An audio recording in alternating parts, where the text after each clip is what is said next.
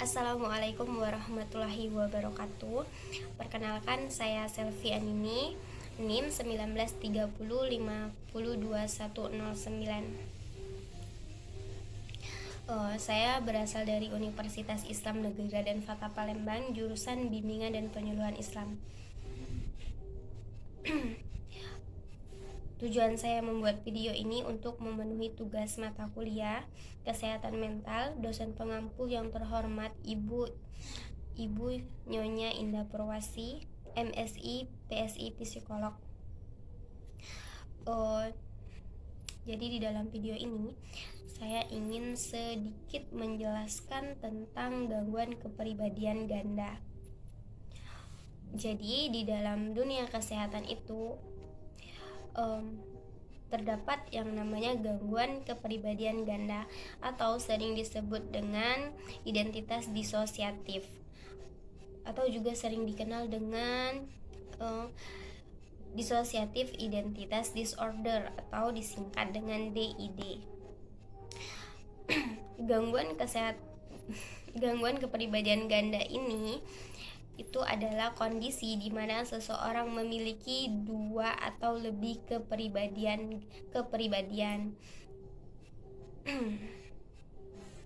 Terus juga kepribadian ganda ini sering disamakan dengan gangguan skizofrenia. Padahal pada kenyataannya ini adalah dua gangguan yang berbeda, karena skizofrenia itu tidak memiliki dua kepribadian. Namun kedua gangguan ini itu sama-sama memiliki dorongan dapat melakukan percobaan membunuh diri.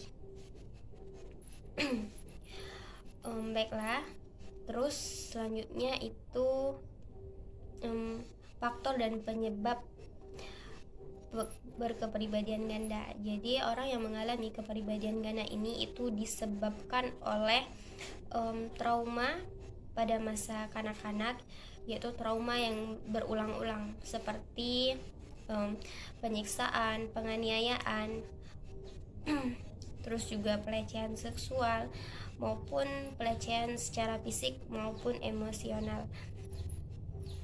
Dan juga bisa jadi karena di dalam keluarga itu memiliki riwayat gangguan kepribadian ganda. Terus itu selanjutnya ciri dan gejala orang yang mengalami gangguan kepribadian ganda. Jadi orang yang mengalami gangguan kepribadian ganda ini itu sudah tentu memiliki dua kepribadian atau lebih. Jadi kepribadian lainnya ini itu dapat bertolak belakang dengan dirinya pada mulanya. Jadi di dalam psikologi itu kepribadian lainnya itu disebut dengan alter ego. Jadi ketika alter ego ini berhasil menguasai tubuh dan pikiran seseorang, maka kepribadian ganda itu akan bertukar. Dan pada saat itulah orang yang pada mulanya itu adalah orang baik, dia bisa saja melakukan keburukan atau larangan-larangan hukum. Seperti kita memiliki teman yang mengalami gangguan kepribadian ini, dan kita mengenal teman kita itu secara baik. Dia ini adalah orang yang taat akan aturan, orang yang sopan, dan juga orang yang menurut kita ya baik. Jadi ketika pertukaran alter ego itu, bisa saja dia menjadi orang yang tidak sopan, bisa saja dia mencuri dan hal lainnya. Jadi ketika alter ego ini berubah, itu identitasnya otomatis berubah, seperti umurnya, sifatnya, dan sikapnya. Bahkan itu orang yang mengalami gangguan kepribadian ganda ini bisa saja menganggap dirinya itu adalah sebagai seekor hewan. Orang yang mengalami kepribadian ganda ini, ketika kita mengajukan pertanyaan mengapa mereka melakukan demikian, maka mereka memungkiri.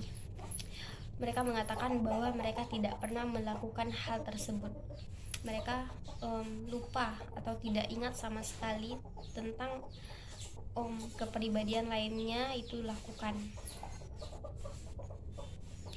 Terus itu selanjutnya, kepribadian ganda ini itu tidak sama sekali menyangkut dengan kebudayaan atau keagamaan spiritual atau hal-hal yang mistis. Jadi pada umumnya ada sebagian orang yang menganggap bahwa kepribadian ganda ini itu adalah kesurupan. Namun pada dunia kesehatan mental bahwasanya itu bukan kesurupan, tapi disebabkan adanya gangguan kepribadian ganda pada orang tersebut yang bisa saja disebabkan oleh faktor traumatis di masa kanak-kanaknya. Terus selanjutnya itu kepribadian ganda ini bukan disebabkan oleh berbagai macam obat-obatan atau cedera kepala dan lain sebagainya.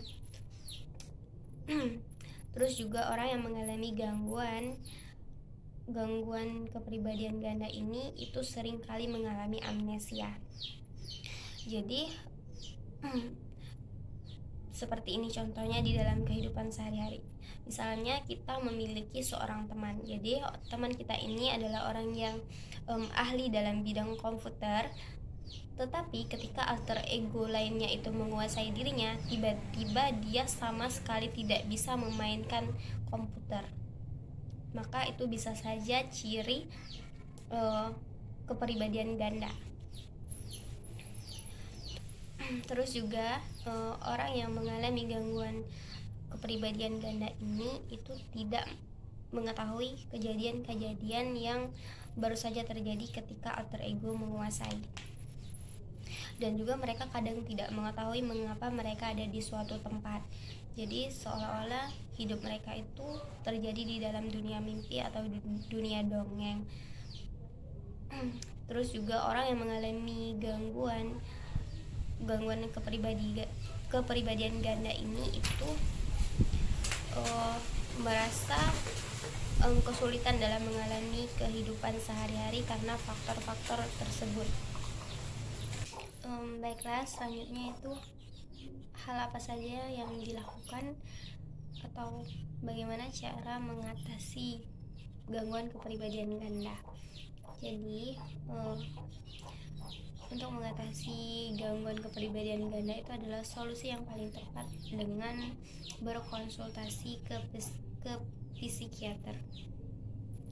Jadi orang yang mengalami gangguan kepribadian ganda ini itu tidak dapat disembuhkan secara total, namun bisa diminimalisir. Jadi tujuan untuk terapi ini untuk supaya seorang yang mengalami kepribadian ganda bisa mengontrol emosi dan pikirannya. Ada 3 terapi psikologis yang dapat dilakukan untuk terapi gangguan kepribadian ganda. Jadi yang pertama itu adalah terapi perilaku kognitif. Tujuan terapi ini itu untuk memberikan energi positif atau memberikan pikiran dan mengontrol pikiran negatif menjadi positif. Jadi ketika seseorang yang mengalami gangguan kepribadian itu sering berpikir negatif, maka dengan menggunakan terapi ini kita menyalurkan hal-hal positif dan merubah pikiran negatif menjadi positif. Terapi ini berdasarkan teori bahwasanya seseorang yang perilaku itu berdasarkan pikiran seseorang. Jadi ketika seseorang berpikir negatif, maka dia akan melakukan perlakuan negatif, dan malah sebaliknya ketika seseorang berpikiran positif, maka ia akan melakukan hal-hal positif. Terus yang selanjutnya itu adalah terapi psikodinamik. Terapi ini bertujuan untuk mencari suatu masalah yang terjadi di masa kanak-kanak atau mencari suatu trauma, dan untuk menyelesaikan permasalahan-permasalahan di masa kanak-kanak tersebut dan memberikan arahan kepada seorang yang mengalami gangguan kepribadian ganda itu, memberikan tips dan cara bagaimana ia dapat mengatasi permasalahannya tersebut. Terus selanjutnya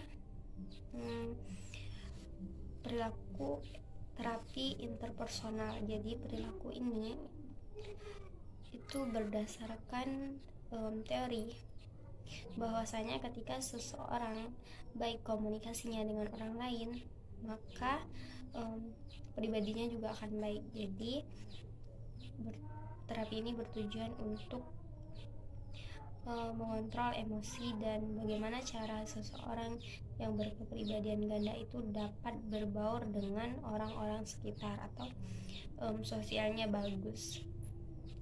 Selain itu, selain 3 terapi itu, juga pengobatan gangguan kepribadian ganda ini juga bisa dilakukan dengan obat-obatan seperti mengendalikan emosi, macam-macam obat.